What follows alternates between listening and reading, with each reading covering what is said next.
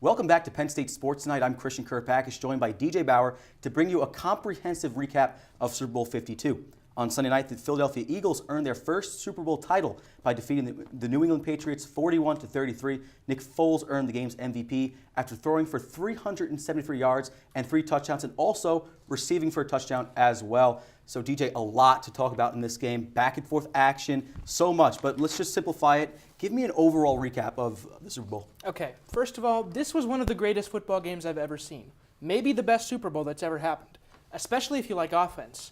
An NFL record, not a Super Bowl record, not a playoff record, an NFL record for most offensive yards in a game. 1,151. That's insane. Yep. And to think that Tom Brady threw for 500 yards and 3 touchdowns and the Patriots did not win the game, that's craziness. One punt. The Eagles punted once, the Patriots did not punt at all. Also a Super Bowl record. And Nick Foles did what Brady couldn't do. He went out and caught a touchdown. Brady had that whiff on that catch. That was one of my favorite plays of the game for sure. But what really surprised me was that Brady didn't get it done. When the Eagles went ahead with 2 minutes left, I thought for sure Brady's going to do it again. He's going to bring the Super Bowl back to New England because he always does. And I was surprised when he didn't. So it was not the game that we expected. No, and the one punch surprised me the most, especially with that Eagles defense. But a lot of, like we said, a lot of back and forth, one punt. It didn't seem like anyone really had the edge at a point, but can you give me a turning point? I know there's a lot of points we can look at, especially later in the game. Is there a specific turning point that you saw that you can say, hey, that's a turning point, and that's the reason why the Eagles won? Well, like you said, there's not really a turning point in this game because it was back and forth the entire way, and that's really what made it a great game. A big turnaround from last year when it was the Falcons dominating the first half and the Patriots dominating the second half. Different kind of story here going on Super Bowl 52. But if I had to pick a turning point, I would pick one of 2 places. Either when the Eagles converted that huge 4th and 1, very gutsy option to go there with Doug Peterson, and it ended up paying off dividends for them. So that's a possibility. But I'm also considering when Brandon Graham got that strip sack of Tom Brady. That was a huge play. Like I said, I thought Brady was going to do it again, but the Eagles' defense showed up big. In fact, that was probably the one defensive highlight of the game, and it happened to be such a huge play. Right, and I think every Patriots fan heart got ripped out because they thought it was going to happen, and then once the strip sack happened, they're like, not really. But so let's move on to the Eagles side. Let's go into their future now. Nick Foles, the Super Bowl MVP. Carson Wentz going to be healthy next year. Nick Foles has 1 year left on his deal. What are the Eagles going to do? Is he going to try and join the XFL? Or like what's going to happen with Nick Foles? Well, I got 3 possibilities here for Nick Foles. 1, he stays in Philly and backs up for Carson Wentz.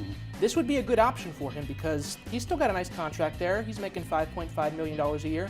Sit on the bench for another year, take it easy. And if the Eagles are ever in trouble again, if Wentz gets hurt, because he happens to do that from time to time, then they have a good option with Nick Foles. Second possibility, he goes to a team that's looking for a quarterback. We have a good option with Arizona. Carson Palmer just retired, so they're obviously in the market for a quarterback. Another good choice is Denver. I know that they're talking about picking up Kirk Cousins, but if he happens to be too lucrative, wants too much money, they could look at Nick Foles as an option.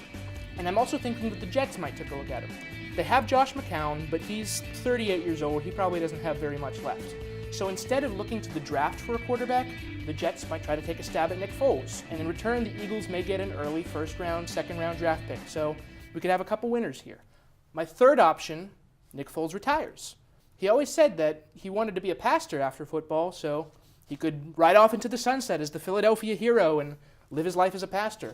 It's probably pretty unlikely, yes. But it is a possibility. And the thing with the Eagles is there's really no loss situation for them. It's either they hold on to the best backup quarterback in football or they ship him for some value. So I don't really think there's a loss for the Eagles in any situation. So talk about the Eagles' future. Let's go to the Patriots' future, which you can make the case that the dynasty could be fading. Rob Gronkowski's talking about retirement. Tom Brady's going to be a year older. Some drama between Kraft and Belichick over the last year.